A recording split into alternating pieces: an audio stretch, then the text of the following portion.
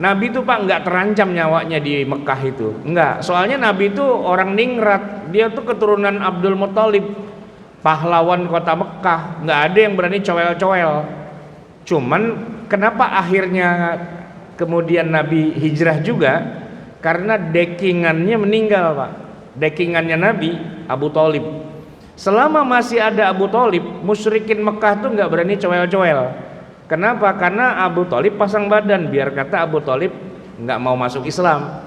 Tapi dia melindungi, ini ponakan saya, ini titipan dari bapak saya. Jadi Abdul Muthalib itu kakeknya Nabi, nitip nih, ntar kalau gue udah nggak ada, lu pada jagain no anak yatim, kesian Nabi Muhammad Pak.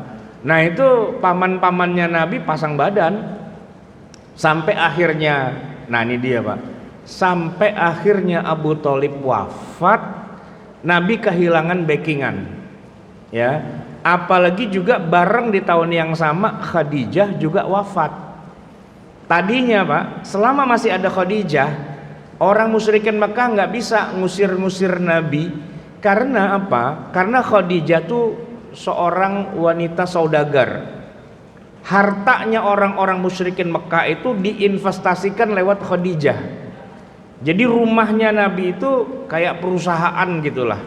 Nah selama masih ada Khadijah, bisnis lancar. Walaupun mereka bermusuhan ya, tapi belakang-belakangan gitu Pak. Mereka nggak demen nih sama dakwah Islam dengan Quran apa, tapi di belakang gerendeng doang Pak, gerutu doang gitu. Kalau ngomong langsung kagak berani. Jadi Nabi itu aman lah posisinya gitu kan.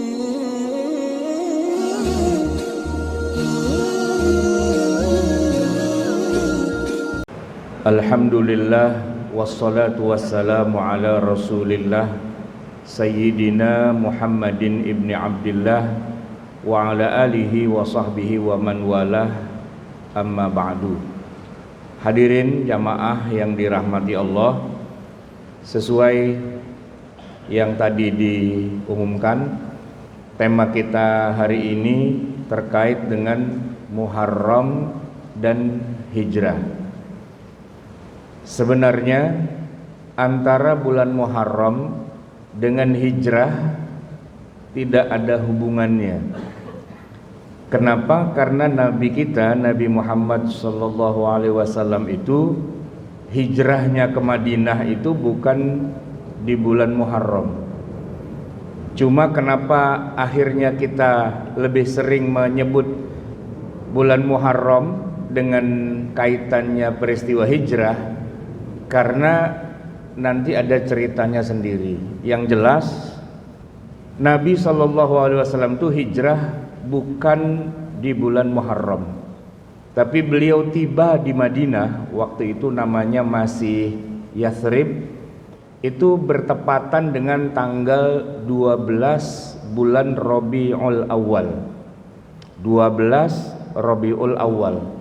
Kita ini Pak di Indonesia dan di kebanyakan negeri-negeri Islam kalau nyebut 12 Rabiul Awal tuh hari apa? Maulid kan? Iya. Di beberapa kitab Sirah Nabawiyah, karya Ibnu Ishaq misalnya, atau Fiqh Sirahnya Dr. Said Ramadan Al-Buti misalnya, memang disebutkan 12 Rabiul Awal itu adalah hari lahirnya Nabi SAW.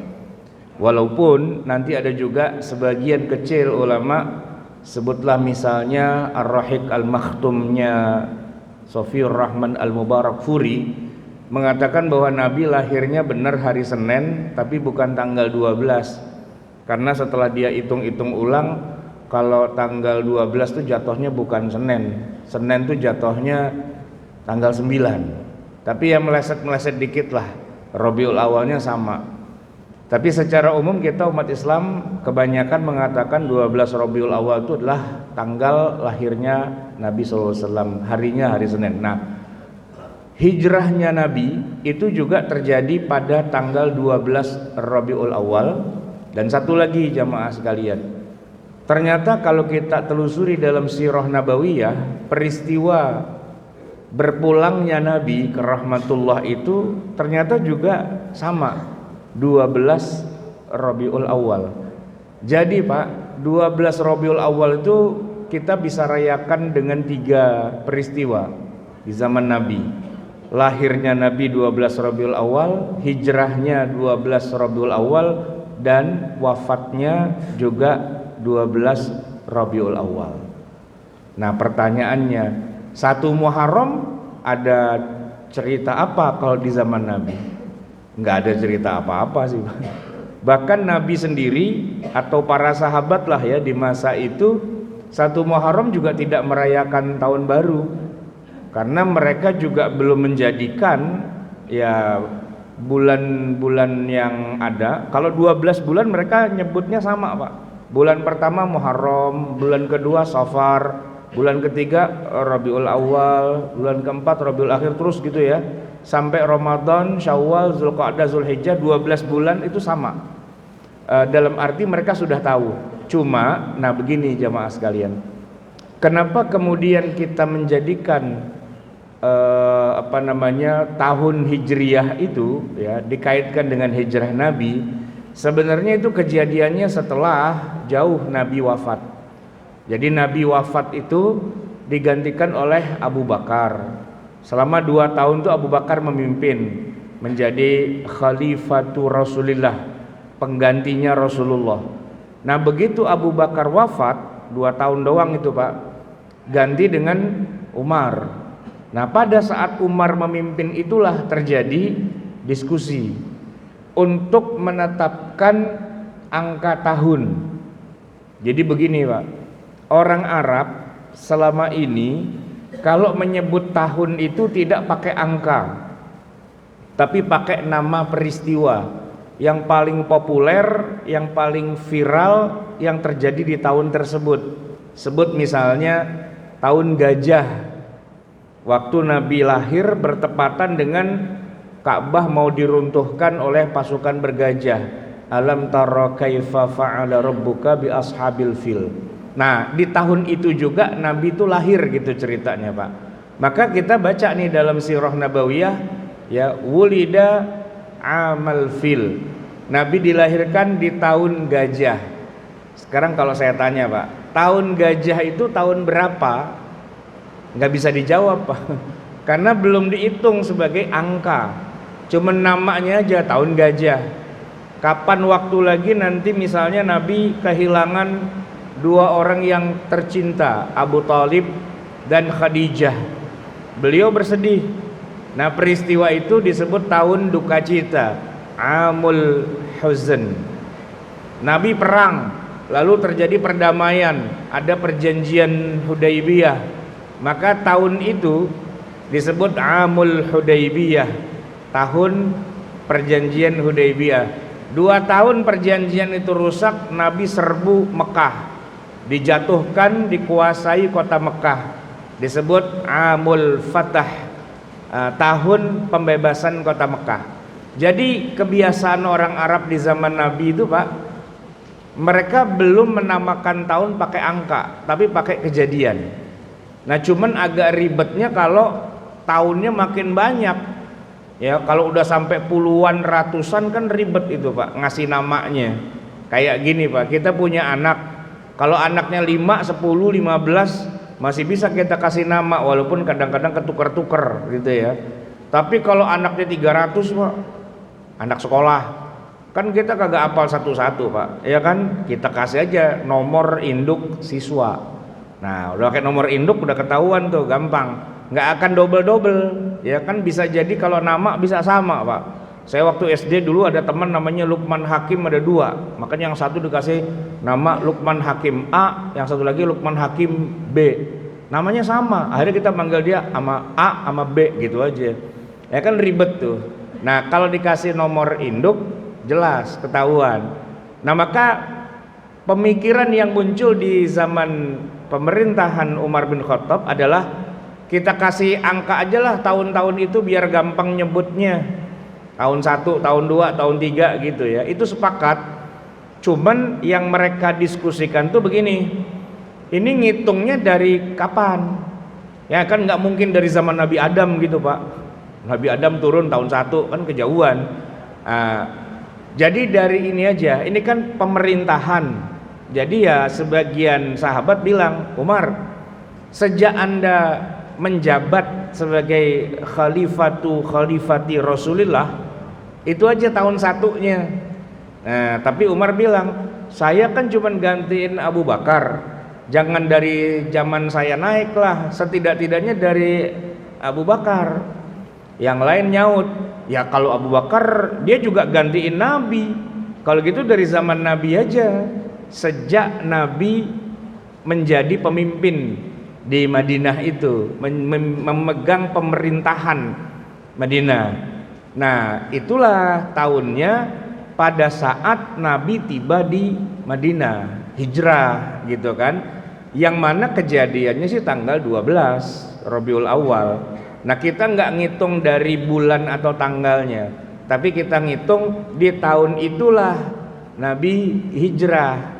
Makanya nama tahunnya, hitungan tahun nolnya atau tahun satunya, di mana di tahun itu ada hijrah Nabi ke Madinah. Maka disebutlah istilahnya tahun kita itu tahun Hijriyah. Maksudnya yang diawali tahun satunya dengan peristiwa di tahun itu Nabi hijrah. Nah, kalau saudara-saudara kita orang-orang Nasrani kan menghitungnya dari sejak tahun di mana Nabi Isa-nya lahir. Ya, walaupun Nabi Isa lahir juga bukan tanggal 1 Januari, Pak. Enggak. Kalau di Indonesia kan bilang lahirnya 25 Desember, ya. Nah, nggak tahu kalau di Mesir, Ustaz. Di Mesir orang Kristen di sono tanggal berapa? Februari. Nah, Februari itu beda. Kalau kita kan beda cuma 4 hari. Ada yang bilang 12 Rabiul Awal Nabi Muhammad lahirnya, ada yang bilang 9. Beda 3 hari tipis-tipis lah. Nah, Indonesia orang-orang Kristen di sini bilang Yesus lahir 25 Desember. Di Mesir orang Kristen bilang bulan Februari. Tahu tanggal berapa? 14 kali ya? Bukan? Oh, nggak tahu lah ya. Iya, kalau 14 Valentine dong ya berarti. Nah, begitu. Jadi disebutlah tahun Masehi karena dari Al-Masih, atau kalau dalam bahasa Arab disebut tahun miladi, sejak lahirnya Nabi Isa alaihi salam.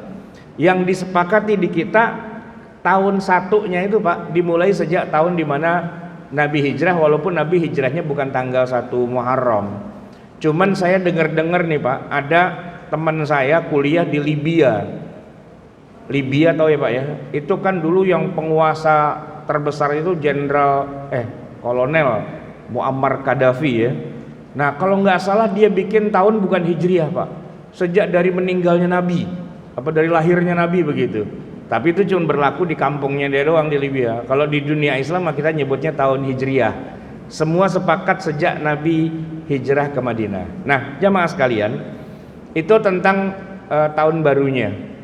Nah, kalau kita bicara hijrahnya Nabi sendiri, jamaah, sebenarnya di dalam Al-Quran walaupun banyak ya ayat yang memerintahkan untuk hijrah, tapi sebenarnya setiap ayat itu mengandung perintah yang sifatnya kondisional. Dalam arti begini, perintah hijrah itu beda dengan perintah hijrah Allah kepada Nabi Musa dan umatnya. Kalau Nabi Musa memang diperintah untuk eksodus, rame-rame pulang kampung. Ya, setelah 5 abad mereka hidup di Mesir di bawah tekanan raja-raja Mesir, Fir'aun gitu ya.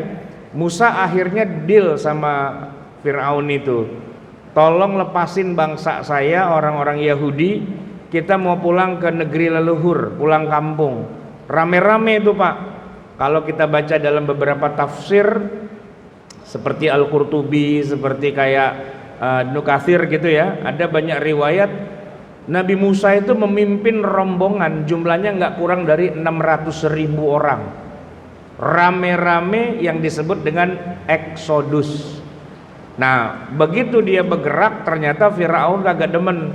Maka diuber-uber dengan pasukannya, Mala Fir'aun, pasukan bala tentara Fir'aun. Jumlahnya 2 kali lipat, 1.200.000. Nah, diselamatkanlah lewat peristiwa dibelahnya laut dan sebagainya. Itu, Pak, perintah hijrahnya tuh bareng-bareng. Karena emang tujuannya bukan apa-apa, emang mau pulang kampung gitu ya, rame-rame, bedol desa lah gitu ceritanya. Nah, kalau Nabi Muhammad itu ceritanya Jauh Pak, nggak begitu. Jadi gini Pak, yang hijrah itu sebenarnya bukan Nabi sebenarnya, tapi para sahabat. Nabi nggak perlu hijrah. Makanya kalau kita lihat orang terakhir hijrah, terpaksa akhirnya hijrah juga, barulah itu Nabi Muhammad. Sebelum-sebelumnya Nabi nggak terfikir mau hijrah.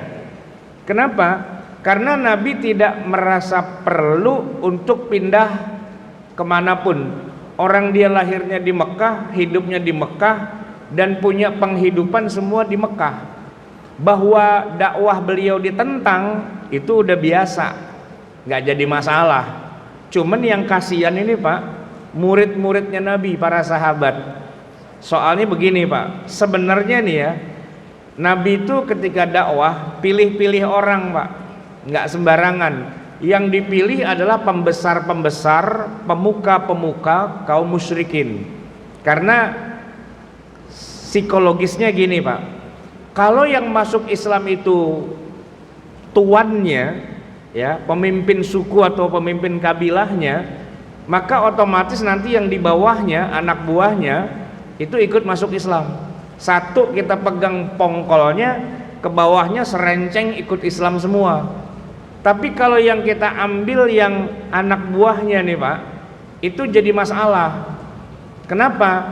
Karena sebutlah misalnya nih contoh ya, Umayyah bin Khalaf itu kan sayyid gitu, orang sangat mulia gitu di Mekah.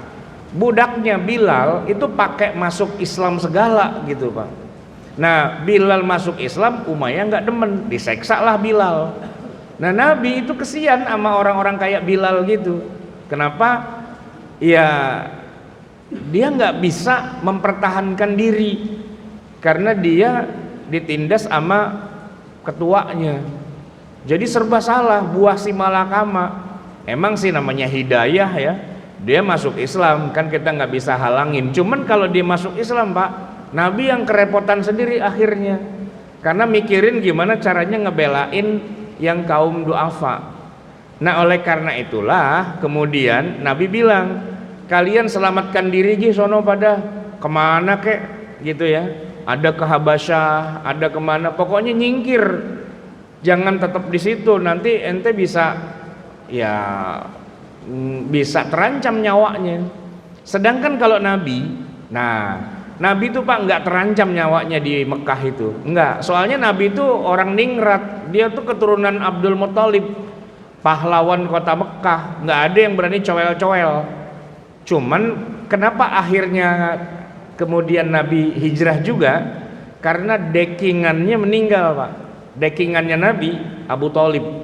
Selama masih ada Abu Thalib, musyrikin Mekah tuh nggak berani coel-coel.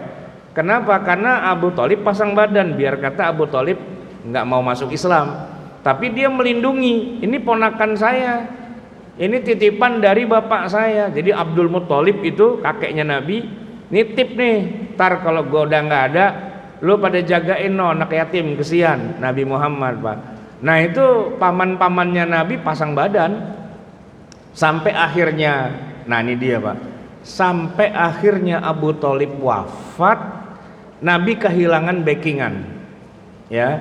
Apalagi juga bareng di tahun yang sama Khadijah juga wafat. Tadinya Pak, selama masih ada Khadijah, orang musyrikin Mekah nggak bisa ngusir-ngusir Nabi. Karena apa? Karena Khadijah tuh seorang wanita saudagar. Hartanya orang-orang musyrikin Mekah itu diinvestasikan lewat Khadijah. Jadi rumahnya Nabi itu kayak perusahaan gitulah. Nah selama masih ada Khadijah, bisnis lancar. Walaupun mereka bermusuhan ya, tapi belakang-belakangan gitu Pak. Mereka nggak demen nih sama dakwah Islam dengan Quran apa, tapi di belakang gerendang doang Pak, gerutu doang gitu. Kalau ngomong langsung kagak berani. Jadi Nabi itu aman lah posisinya gitu kan di Mekah. Tapi begitu Khadijah wafat, investor semua narik. Dan begitu Abu Thalib wafat, nah yang ngedekingin Nabi udah nggak ada. Sehingga akhirnya ini dia nih Pak nih, pemimpin musyrikin Mekah sepakat kita bunuh aja Nabi Muhammad itu. Dan dibocorin oleh Allah lewat malaikat Jibril datang ke rumah Nabi, wahai Muhammad, malam ini kamu harus segera angkat kaki dari kota Mekah. Mereka sudah siapkan pemuda ya dari berbagai kabilah untuk membunuh kamu malam ini.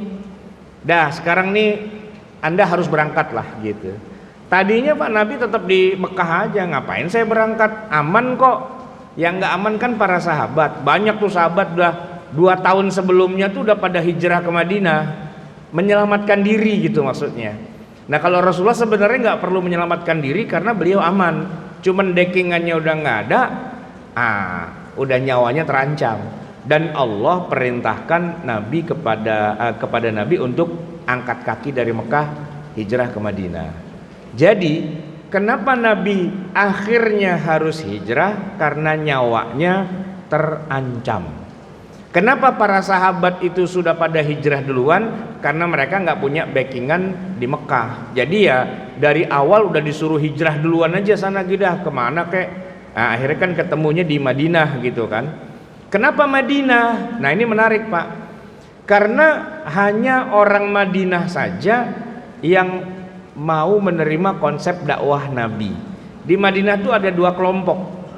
Ada kelompok Yahudi dan ada kelompok orang Arab yang kita sebut namanya Ansor gitu ya. Arab tapi masuk Islam. Ini anomali Pak. Karena Taif, Gotofan, daerah-daerah Selik itu gak ada yang mau menerima dakwah Nabi. Cuman uniknya Pak, Madinah itu Pak, orang-orangnya itu masuk Islam sebelum ketemu Rasulullah. Jadi mereka masuk Islam, lalu kemudian mereka datang ke haji ke Mekah, ke Mina itu, lalu berbaiat dengan Nabi, baiat Aqobah 1, baiat Aqobah 2. Kenapa orang Madinah segitu gampangnya masuk Islam? Rupa-rupanya Pak, orang Madinah tuh udah dicekokin duluan sama Yahudi. Orang Yahudi Pak ya, mereka itu baca Taurat dan mereka yang cerita ntar di mari nih bakalan ada nabi terakhir, lu pada cari gih sana ciri-cirinya begini. Orang Madinahnya nyari Nabi Muhammad baca syahadat, dan begitu lapor kepada orang-orang Yahudi, udah ketemu nih nabinya di sini. Kata Yahudi, ajak ke sini aja, soalnya di sono dia kesian. Jadi yang ngundang ke Madinah itu bukan cuman orang Islam Pak, orang Yahudinya aja menyambut, rame-rame menyambut Tola al-Badru alaina. Islamnya nyambut, Yahudinya nyambut. Kenapa? Karena Yahudi beriman pada Allah, beriman pada kitab suci, dan beriman kepada para nabi. Dan di dalam Taurat mereka disebutkan ciri-ciri nabi yang terakhir yaitu Nabi Muhammad. Awalnya cuman kesono-kesononya tahu bagaimana ceritanya, orang Yahudinya akhirnya berbalik gitu Pak. Tapi kenapa Madinah? Karena Madinah yang paling kondusif untuk keselamatan Nabi dan para sahabat. Itu cerita di masa Nabi, jamaah sekalian. Nah yang jadi pertanyaan tuh gini Pak, kalau Nabi di masa itu hijrah ya demi untuk menyelamatkan nyawa, pertanyaannya nih Pak, kita sekarang sebagai umat Nabi Muhammad apa perlu hijrah juga? Gimana kira-kira Pak? Nabi kan hijrah, ya kan? Apakah kita sebagai umatnya wajib juga hijrah gitu Pak? Ya jawabannya tergantung.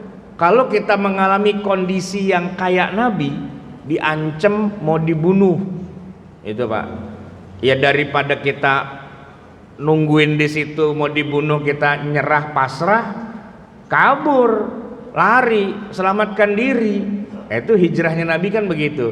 Malam itu Pak udah dieksekusi.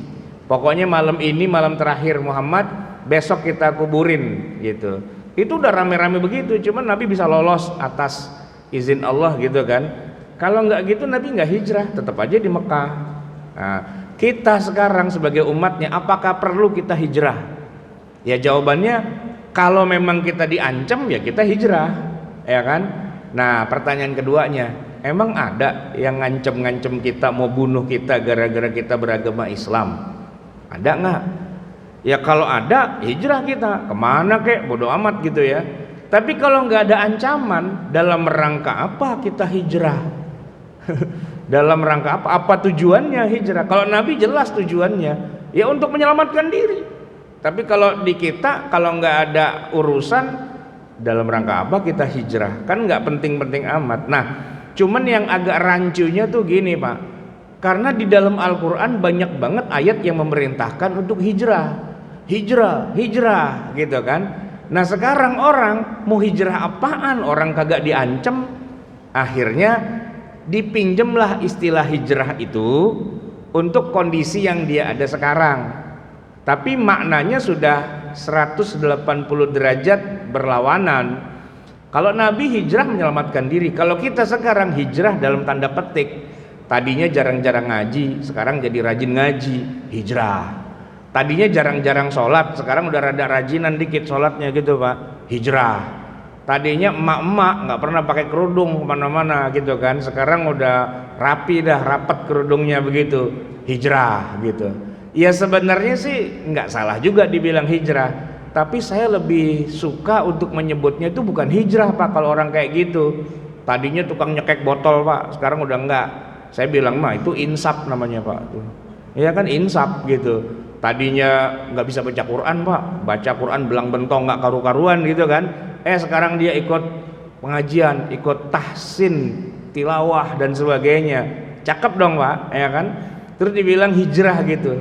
Ya atur aja lah, Allahumma turja, ya Allah atur aja lah gitu kan. Walaupun sebenarnya sih kalau kita bilang udah insaf itu, cuman mungkin karena kita ingin menghargai orang-orang yang mulai sadar, mulai insaf itu, maka kita kasihlah istilah yang rada keren dikit, hijrah gitu ya kan. Yang penting udah mau ya beraktivitas keislaman yang lebih banyak lah. Tadinya misalnya mainnya sama yang nggak jelas-jelas begitu Pak, sekarang udah mainnya sama orang-orang soleh semua gitu kan, hijrah gitu. Nggak apa-apa sih, udah bagus. Tapi sebenarnya kalau dibilang hijrah kayak Nabi ya nggak juga, karena Nabi hijrah itu dalam rangka menyelamatkan diri. Jadi begini Pak, tidak harus kondisi-kondisi yang ada di zaman Nabi itu harus kita hidupkan lagi di zaman sekarang. Kalau Nabi itu Pak, memang pada saatnya beliau kepepet, nyawanya terancam hijrah, cocok. Tapi gini Pak, coba 8 tahun kemudian setelah Nabi di Madinah itu kan keadaan berbalik Pak.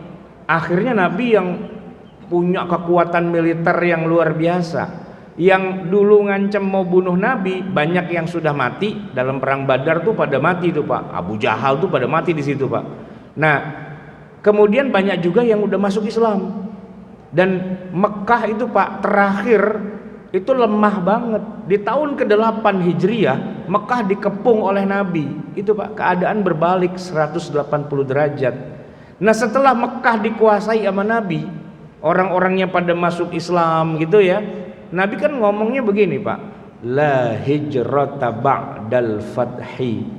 Sudah nggak perlu lagi ada hijrah, karena kita sudah menang, sudah pembebasan kota Mekah. Yang dulu nguber-nguber kita, yang dulu mau ngancem-ngancem bunuh kita, udah pada mati. Sebagiannya malah udah pada masuk Islam. Tuh Abu Sufyan tuh Pak musuh bebuyutan itu. Tapi malamnya Nabi mau nyerang, dia datang kepada Nabi baca syahadat. Saya tuh kalau baca rada-rada kesal tapi girang gitu Pak. Ya girangnya kan dia baca syahadat, cuma kesal ya pakai baca syahadat lagi, atau besok kita penggal tuh ya dibaca syahadat. Ya tapi yang namanya hidayah mau bilang apa? Masuk Islam lah Abu Sufyan, dan banyak yang pada masuk. Khalid bin Walid masuk Islam, Amr bin As masuk Islam gitu Pak. Itu ya Khalid, Amr dan sebagainya. Itu kan tadinya waktu perang Badar, perang Uhud dia bagian orang kafirnya tuh Pak. Di sini teriak Allahu Akbar, sama orang kafirnya tuh dia pada tuh Pak. Pada masuk Islam. Ya udah, kalau udah pada masuk Islam, terus mau hijrah kemana lagi? Dalam rangka apa hijrah? Makanya Nabi mengatakan la hijrata ba'dal fathi. Tidak perlu lagi ada hijrah sesudah ya udah menang gitu kan. Itu masih di zaman Nabi Pak. Nah kalau kita 1400 kemudian, 1400 tahun kemudian kita ngomong hijrah. Nah dalam rangka apa kita hijrahnya? Itu kan peristiwa yang pernah ada di zaman Nabi, nggak usah didramatisasi lagi Pak. ya, wah kita harus keluar dari Indonesia karena Indonesia negara kafir gitu misalnya. Ya enggak lah, dibilang negara Indonesia kafir, kebalik kali. Justru negara yang paling banyak jumlah penduduk muslimnya di seluruh dunia malah Indonesia. Kuota haji kita kan paling banyak Pak, 200 berapa? 221.000 ditambah lagi 8.000. Wah itu mah haji itu isinya Indonesia semua Pak. Kalau dibilang Indonesia negara kafir, lah yang lain lebih kafir lagi dong berarti. Ya kan? Indonesia negara Muslim terbesar di dunia. Lah dalam rangka apa kita hijrah? Kalau Nabi di Mekah emang minoritas, dimusuhin, diancam nyawanya. Hijrah wajar. Tapi setelah 8 tahun kemudian juga hijrahnya dihentikan sama Nabi. La hijrata ba'dal fathi. Nah sekarang kita nggak perlu hijrah, ya. Itu kejadian di masa Nabi udah selesai gitu aja. Sama Pak, nih contoh lagi nih sebagai perbandingan gini Pak. Di dalam Al-Quran Allah Subhanahu wa ta'ala menyebutkan 8 asnaf zakat yang pada sekarang ini Pak, 8-nya itu udah ompong Pak, kurang 1 minimal. Yaitu kan begini, di dalam At-Taubah ayat 60 Allah berfirman, innamas shadaqatu lil fuqara wal masakin wal amilina 'alaiha wal mu'allafati qulubuhum. Nah, berikutnya lagi tuh Pak, wa fi sabilillah wa fir riqab. Dalam rangka untuk membebaskan riqab, budak. Itu emang di zaman Nabi budaknya ada Pak. Sehingga untuk membebaskan budak ya ambil dari duit zakat gitu. Masalahnya Pak sekarang budaknya kagak ada. Nah kalau budaknya kagak ada, apa perlu kita hidupkan lagi perbudakan biar zakatnya bisa dijalankan? Ya kan enggak. Ya udah kita bersyukur budak udah nggak ada. Ya kan nggak perlu dihidupkan lagi perbudakan. Atau misalnya di dalam surat Al-Mu'minun itu Pak, ada ciri-ciri orang yang beriman. Qad aflahal mu'minun. Telah beruntunglah orang-orang yang beriman, yang begini, yang begini, yang begini, sampai terakhir kemudian Allah bilang walladzina hum li furujihim hafizun. Orang yang beriman itu adalah orang yang memelihara kemaluannya. Illa ala azwajihim, kecuali dia pakai buat bininya. Kemudian auma malakat aimanuhum, atau buat budaknya. Jadi Pak di zaman Nabi punya budak perempuan itu boleh disetubuhi, tidak harus dikawini. Dan itu masuk di Quran menjadi ciri-ciri orang beriman. Orang beriman tuh punya bini, punya budak. Ya, disetubuhi bininya, disetubuhi budaknya. Bunyi Qurannya begitu, Pak.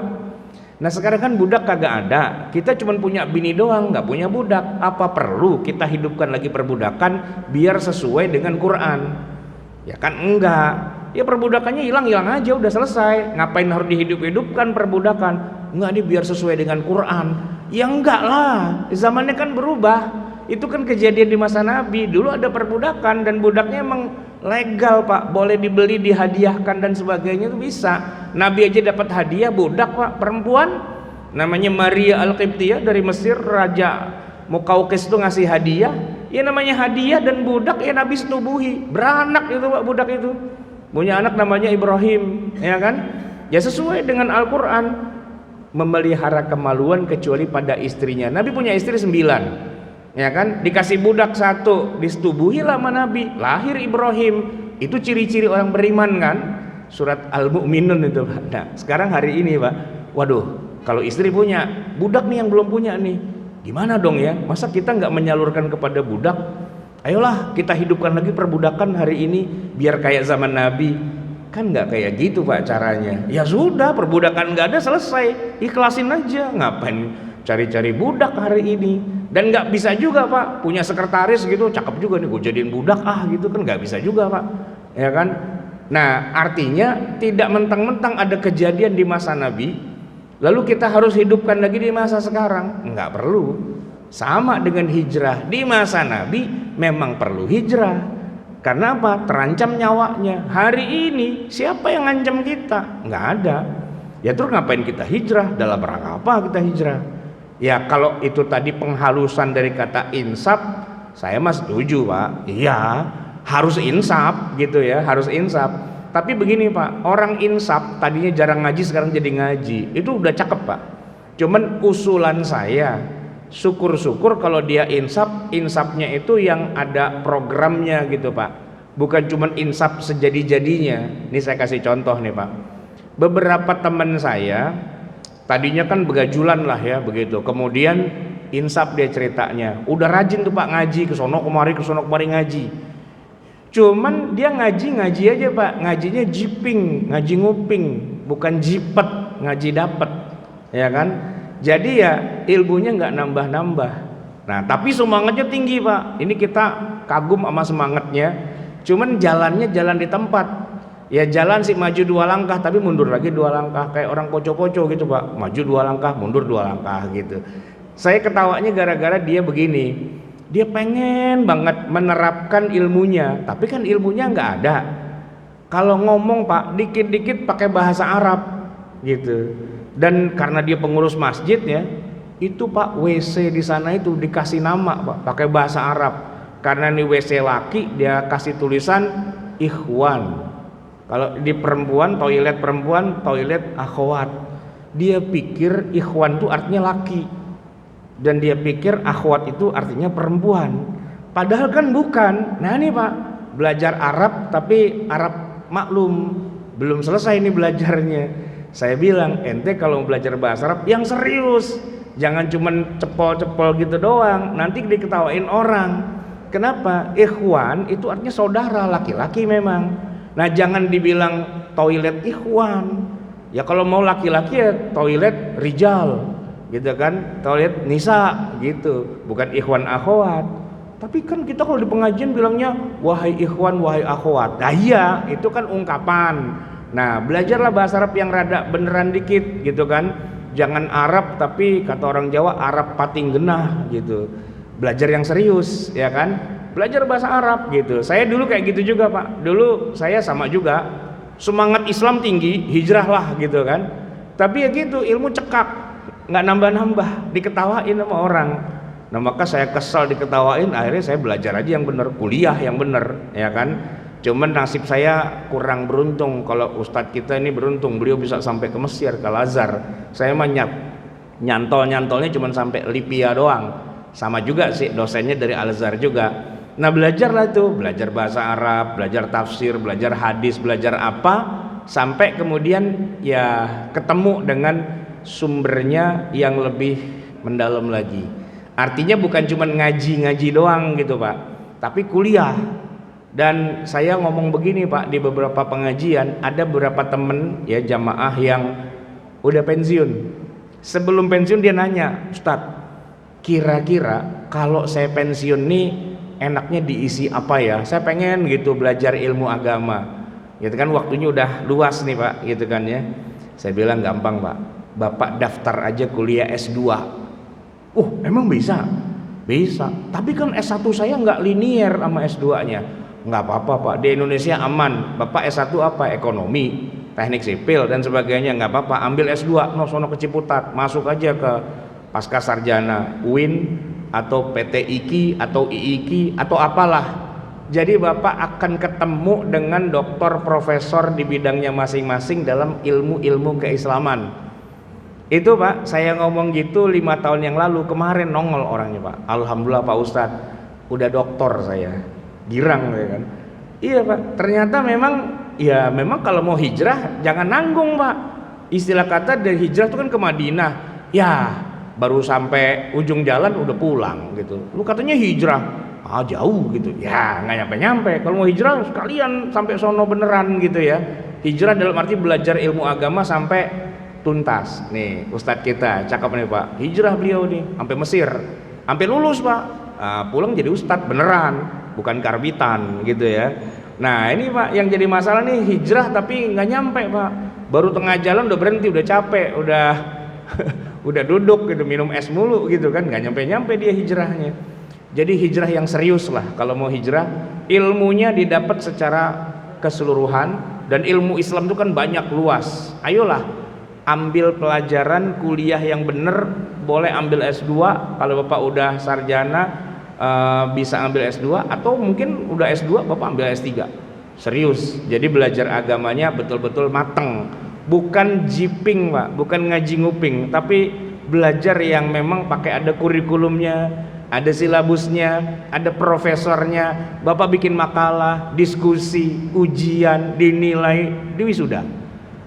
Itu hijrah yang sukses gitu Pak.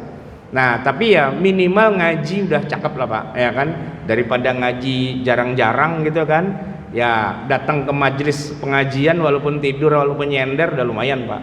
Ya walaupun kalau tidur sama nyender kan istilahnya pahalanya kurang dikit kan, bagi dua sama tembok gitu kan ya. Ya semoga ini bermanfaat buat kita. Hadanallahu wa iyyakum ajmain. Walafu minkum. Wassalamualaikum warahmatullahi wabarakatuh.